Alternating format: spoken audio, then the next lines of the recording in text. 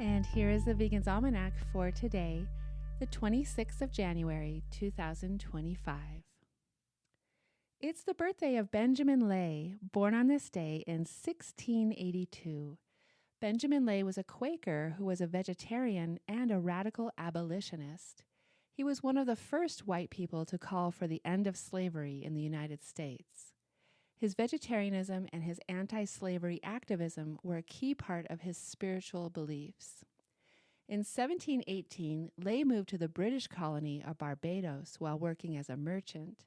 His shock at the brutal treatment of enslaved people in Barbados led Lay to develop lifelong abolitionist principles. Lay subsequently moved to the province of Pennsylvania in British North America.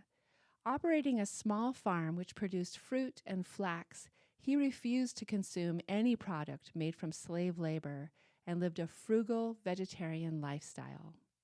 A hunchback with a protruding chest, Lay was roughly 4 feet tall. He was a prolific writer, publishing books and pamphlets which advocated for the abolition of slavery. His 1737 book, All Slave Keepers That Keep the Innocent in Bondage, Apostates, was one of the first abolitionist works published in the 13 colonies. Lay opposed the death penalty and believed that men and women are equal in the eyes of God. He refused to ride in carriages pulled by horses. He didn't wear wool or leather and instead made his own clothes from flax. Today is also the birthday of Angela Davis, born on this day in 1944. Angela Davis is a vegan American political activist, author, and academic who has drawn attention to the connection between the oppression of animals and the oppression of people. Davis is known for her work on race, feminism, LGBTQ+ rights, and prison abolition. She was one of the founders of Critical Resistance, a grassroots organization that works to abolish the prison system. Davis has said that she believes there is a connection between how people treat animals and how they treat people who are marginalized. She has also said that the abuse of animals is a direct result of global capitalism, which prioritizes profit over everything else. Davis has brought attention to the fact that we must constantly unlearn our oppressive social conditionings, including the way we view other animals. Angela Davis, who said, "Most people don't think about the fact that they're eating animals.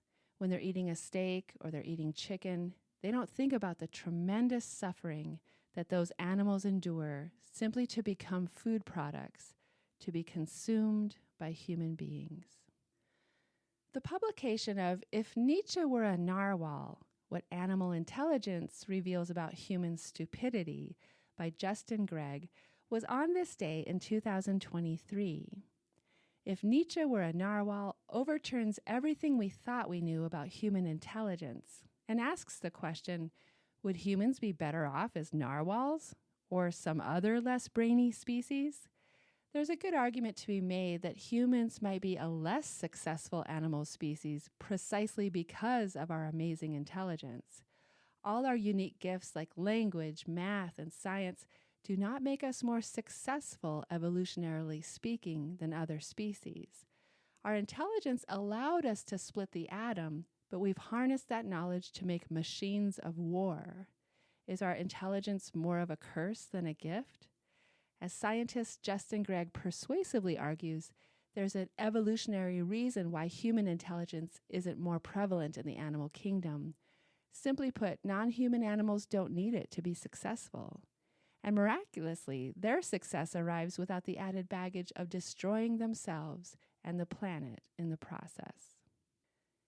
And here's a reading from the 38th chapter of the book of Job. Then the Lord spoke to Job out of the storm. God said, "Who is this that obscures my plans with words without knowledge? Brace yourself like a man. I will question you, and you shall answer me. Who gives the ibis wisdom, or gives the rooster understanding? Who provides food for the raven when her young cry out to God and wander about for lack of food? Do you know when the mountain goats give birth? Do you watch when the doe bears her fawn? Do you count the months till they bear? Do you know the time they give birth? They crouch down and bring forth their young. Their labor pains are ended. Their young thrive and grow strong in the wilds. They leave and do not return. Does the hawk take flight by your wisdom and spread his wings toward the south? Does the eagle soar at your command and build her nest on high?